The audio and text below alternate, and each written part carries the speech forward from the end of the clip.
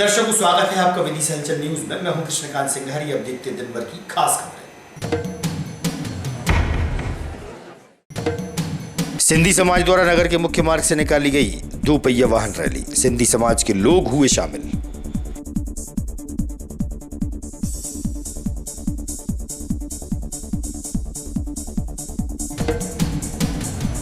Railway station पर rail यात्रियों के लिए गर्मी के दिनों में पेयजल व्यवस्था हुई प्रारंभ। कलेक्टर, एसपी सहित वरिष्ठ जन हुए शामिल।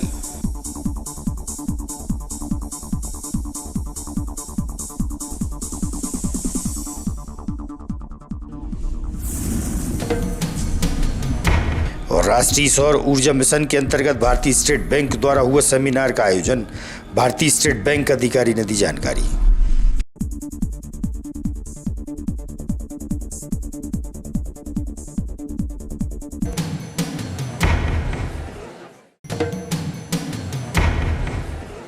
अब खबर विस्तार से। 10 अप्रैल को भगवान झूलेलाल की जयंती से पूर्व रविवार को पूज्य सिंधी पंचायत के तमाम सदस्यों द्वारा झूलेलाल मंदिर सिंधी पंचायत धर्मशाला में सिंधी समाज के पदाधिकारी व कार्यकर्ताओं ने नगर के मुख्य मार्ग से वाहन रैली निकाली। बड़ी संख्या में सिंधी समाज के लोग शामिल हुए।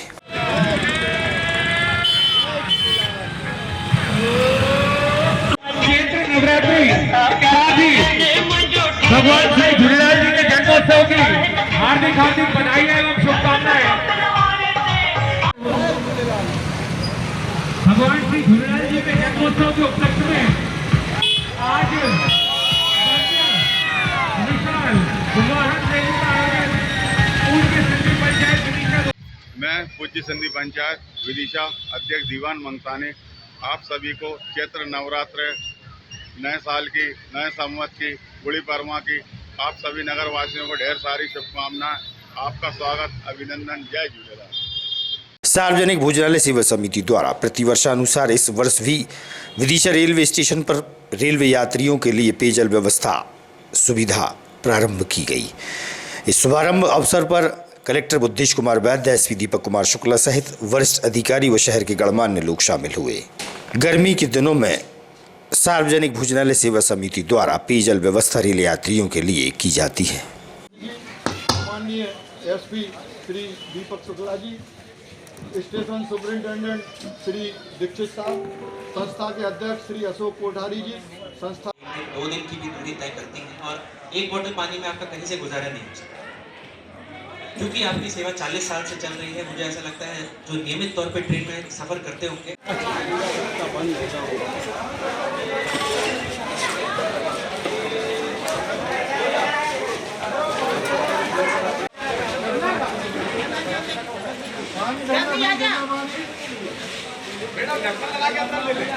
बहुत से आयोजनों में हम लोग जाते हैं, कई बार अतिथि बनते हैं, बहुत सारे प्रकल्पों में सहयोगी बनते हैं, पर आज रेलवे स्टेशन में किसी कार्यक्रम में आने का मेरा पहला अवसर है। और इस अवसर में सम्मिलित होकर मैं बड़ा सौभाग्यशाली समझता हूँ अपने आप को, क्योंकि एक मानव सेवा का प्रकल्प है।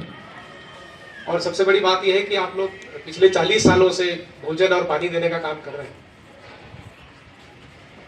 मतलब एक पूरी की पूरी एक सार्वजनिक भोजनालय समिति विदिशा की एक गौरवशाली और 40 सालों की एक पुरानी परंपरा है, जिसमें रेलवे स्टेशन में पानी और 1 रुपए में भोजन उपलब्ध कराने का काम करते हैं। आज जैसे आप सभी लोग जानते हैं कि गर्मियों का मौसम शुरू हो रहा है और यात्रियों को पेयजल की नितांत आवश्यकता होती है, तो इसी प्रकल्प का आज यहाँ शुभारंभ हुआ है। इसमें मैं और पुलिस अधीक्षक और यहाँ के सभी गणमान्य उपस्थित हुए हैं और इस प्रकल्प की हम लोग बहुत भूरी प्रशंसा करते हैं और कोशिश करते हैं कि ये अनवरत जारी रहे। आने वाले समय में इस प्रकल्प में सम्मिलित होने का, इसको जो भी साधन संसाधन मुहैया कराने का, इसमें सहभागी होने का जो भी अवसर मिलेगा, उसमें हम 40 साल की परंपरा जो प्यासे कंठों की प्यास बुझाती है, इसके बारे में आपके व्यक्तिगत विचार क्या है? देखिए, आज मुझे और जिला कलेक्टर महोदय को यहाँ पे हमारी जो सार्वजनिक भोजनालय सेवा समिति है, जिसके द्वारा लगभग 40 वर्षों से गर्मी के समय पे एक तो जो ट्रेन में निकलने वाले हमारे यात्री होते हैं उनको निःशुल्क पेयजल उपलब्ध कराया जाता है और साथ ही हॉस्पिटल और अन्य जगहों पे 1 रुपये की दर पर भोजन उपलब्ध कराया जाता है, जो बहुत ही एक निस्वार्थ सेवा का कार्य है। तो आज हमें यहाँ सम्मिलित होने का अवसर मिला। सदस्यों के साथ हमने यहाँ पे भविष्य में किस तरह से इसको बेहतर कर सकते हैं, क्या रणनीति बन सकती है, आपस में किस तरह से बेहतर सामंजस्य के साथ काम किया जा सकता है, रेलवे की अथॉरिटी, हमारे जो जल सैनिक हैं, सेवा समिति के सदस्य हैं और प्रशासन कैसे लोगों के हित में बेहतर कार्य कर सकता है, इन विषयों पर चर्चा हुई। और आशा करते हैं कि इसको जो एक विदिशा का गौरवशाली एक परंपरा रही है, इसको हम और आगे ले जाएंगे और बेहतर बनाएंगे। सार्वजनिक भोजनालय सेवा समिति की शुरुआत परम आदरणीय रामेश्वर दयाल जी बंसल जी एवं मोहन बाबू अग्रवाल, जो हम सबके प्रेरणा स्रोत रहे, उनके मार्गदर्शन में एक सबसे पहले रेलवे स्टेशन पर खिचड़ी वितरण से ये कार्य शुरू हुआ। उसके पश्चात अग्रवाल धर्मशाला ट्रस्ट में जो भिखारियों के लिए भोजन देने की प्रणाली शुरू हुई। तत्पश्चात पुराने जिला चिकित्सालय में स्थान उपलब्ध होने के बाद वहाँ भवन बना और मरीजों के सहायकों को, अटेंडर्स को और उनको भोजन एवं मरीजों को खिचड़ी व दूध की व्यवस्था सार्वजनिक भोजनालय द्वारा प्रारंभ की गई है। वो एक गौरव के साथ और खुशी के साथ कह रहे हैं कि 40 वर्षों से ये सेवा निरंतर जारी है। कोरोना में भी ये संस्था द्वारा अनुकरणीय सेवा का कार्य किया है, जितनी आज विश्व स्वास्थ्य दिवस के दिन विदिशा के वरिष्ठ चिकित्सकों द्वारा प्रदेश लेवल स्तर पर वरिष्ठ चिकित्सकों का सेमिनार आयोजित हुआ, जहां चिकित्सकों ने कई बीमारियों के बारे में अपने आचार विचार आदान प्रदान किए। वरिष्ठ चिकित्सक से हुई इस बारे में चर्चा। इससे ज़्यादा न्यूरोपैथी इवैल्यूएशन के लिए आपको कुछ भी नहीं चाहिए। आपको एंकर ब्रेकियल इंडेक्स देखना हो तो वो आप अपने बीपी इंस्ट्रूमेंट से देख सकते हैं, systolic blood pressure of ankle and arm. So these are the 3 stages. Osteomyelitis is the most deadly form of diabetic foot infection, multiple discharge in sinuses, and you can use a simple blunt metal. Coming to the examination, the neurological examination and vascular examination. For neurological examination, we need only 3 things. Very simple 3 things.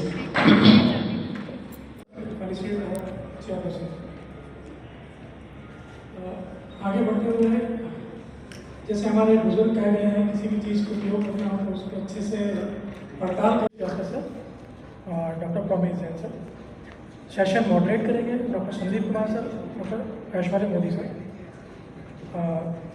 Session chair कर।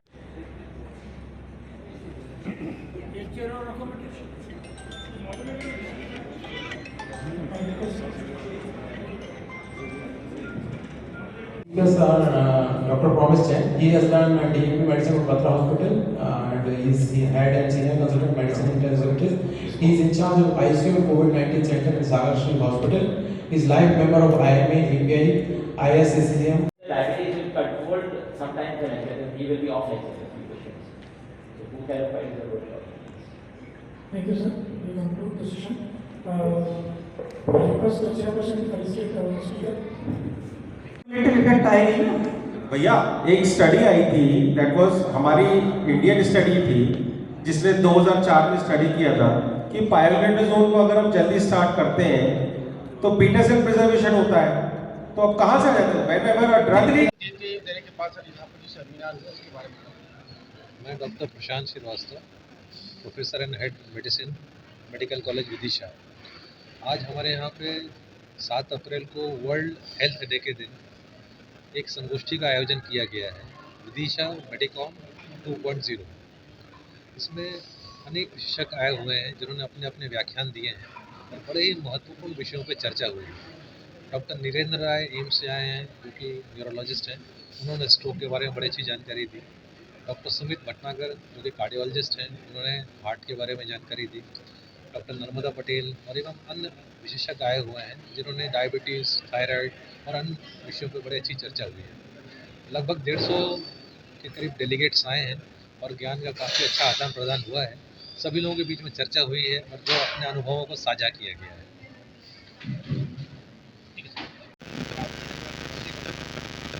मैं doctor Pradeep Gupta, district hospital Vidisha में।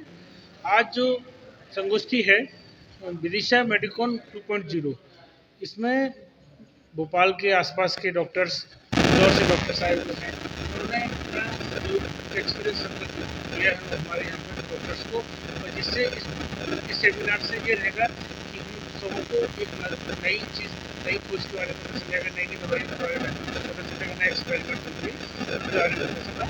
आगे अपने मरीजों को उसके लिए। मैं डॉक्टर संदीप अहरवाल हूँ, सहायक सह प्राध्यापक मेडिसिन मेडिकल कॉलेज विदिशा में हूँ। और आज की ये संगोष्ठी काफ़ी उत्साहवर्धक रही। इसमें काफ़ी अच्छे बाहर के स्पीकर्स आए, उन्होंने काफ़ी अपना जो उन्होंने अपना मरीजों देखे हैं और उनका एक्सपीरियंस हमें बताया है, काफ़ी अच्छा लगा। और ये बहुत फ़ायदा हुआ विदिशा के जितने चिकित्सक उनको काफ़ी फ़ायदा हुआ इससे, वो अपनी उस चीज़ को वो अपना आगे बढ़ा सकते हैं। राष्ट्रीय सौर ऊर्जा मिशन के अंतर्गत भारतीय स्टेट बैंक द्वारा निजी कॉलोनी में सेमिनार आयोजित किया गया। सौर ऊर्जा के बारे में विस्तार से जानकारी दी गई। भारतीय स्टेट बैंक के वरिष्ठ अधिकारी और उपभोक्ता ने बताया।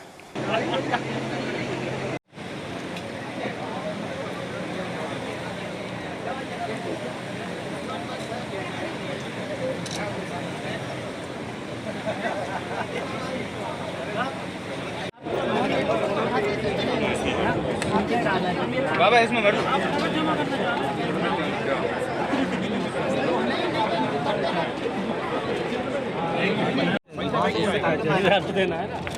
ऑटोमेटिक सिस्टम है। हाँ ऑटोमेटिक। कितने टन के चल जाएंगे? आ जाइए ना कमल, वो माइक निकाल कमल जी। स्टेट बैंक के द्वारा किस तरह की योजना है और क्या लाभ है इसमें? ये स्कीम जैसा कि भारत सरकार ने एक सोलर सौरीकरण की जो स्कीम लेके आया है, उसको सपोर्ट करने के लिए भारतीय स्टेट बैंक ने स्कीम लेके आया है, जहाँ पे जो भी अपने छतों पे रूफटॉप सोलर लगाना चाहते हैं उसको बहुत ही कम ब्याज दर पे 7% की ब्याज दर पे और जिसकी जितना आवश्यकता है 2 kVA 3 kVA 4 kVA 5 की जो भी आवश्यकता है उसका लिए फंडिंग करते हैं। और इस स्कीम में क्यों गवर्नमेंट से सब्सिडी भी मिलती है, ब्याज भी कम है, प्लस 300 यूनिट पर मंथ उनको फ्री मिलने वाले के लिए 3 साल गवर्नमेंट के लिए। और जो बिजली जनरेट करेंगे अपने सोलर सिस्टम से वो ग्रिड को सेल कर सकते हैं। तो बहुत ही अच्छी स्कीम है और जिसको वित्तीय सहायता हम सब प्रदान कर रहे हैं। हमारे वेंडर्स इसको जो स्टॉल करते हैं वो लगा रहे हैं और कस्टमर, मैं तो धन्यवाद दूंगा इस बालाजी इको सिटी का, जिन्होंने बहुत ही छोटे से समय में सबने निर्णय लिया। और मुझे आज पता लगा 150 घरों ने 150 घरों वालों ने इसके लिए अपनी चॉइस ली है। तो बहुत बहुत धन्यवाद कि इतनी जागरूक मेरा बालाजी को नगर है।